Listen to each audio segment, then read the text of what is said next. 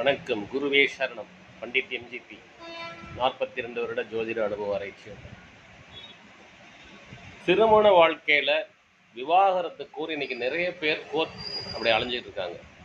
விவாகரத்து எடுத்தவொடனே விவாகரத்துங்கிறது ஈஸியாக பேசுகிறாங்க. இதெல்லாம் தேவையில்லை. அப்படி விவாகரத்துக்கு கோர்ட்டுக்கு போனவங்க கூட திரும்பி சேர்ந்து வாழ்ந்தது அது நிறைய இருக்குது.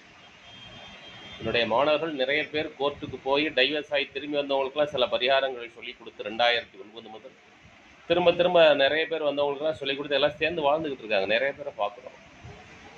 அதனால் கணவன் மனைவி முதல் அவங்களுக்குள்ள பிரச்சனையில் வந்து அனுசரித்து போயிடுங்க. விவகாரத்தே வராது. ரெண்டாவது, கணவன் மனைவி வாழ்க்கையில் தாய் தகப்பன் நுழையாமல் இருந்தாலே அவங்க லைஃப் ஓடிடும். இது என்னுடைய கருத்து. ஜோதிட ரீதியாக 7ஆம் பாவம் 8ஆம் பாவம் கணவனுடைய ஜாதகத்தில் உள்ள லக்னத்திலிருந்து 7வது பாவம் 8வது பாவம், மனைவியின் ஜாதகத்தில் 7வது லக்னத்திலிருந்து 7வது பாவம் 8வது பாவம், இந்த பாவ அதிபதிகள் என்ன நிலையில் இருக்குன்னு பாருங்க. இந்த 7ஆம் பாவத்தில் என்ன கிரகம் இருக்கு, எந்த 8ஆம் பாவத்தில் என்ன கிரகம் இருக்குன்னு பாருங்க. அதுக்கான பிரீதிகளை செஞ்சுக்குங்க. பிரீதிகள்னா பரிகாரங்களை நீங்களே செய்யுங்க. உங்களுக்கு தெரிஞ்ச ஜோதிடர்கிட்ட செஞ்சுக்கலாம், தெரிஞ்ச கோயிலில் செய்யலாம். என்ன செய்யணும், என்னைக்கு செய்யணுங்கிறத மட்டும் தெரிஞ்சு புரிஞ்சு செய்யுங்க. கண்டிப்பாக உங்கள் வாழ்க்கை சிறப்பாக இருக்கும். எடுத்ததுக்கெல்லாம் உடனே கோர்ட்டுக்கு போகக்கூடாது. நிறைய இன்னைக்கு பார்த்ததே 2-3 கேஸ் இன்னைக்கு காலையிலேருந்து 2-3 ஜாதகம் அதே மாதிரியே வருது. சென்னையிலலாம் நிறைய இருக்குது.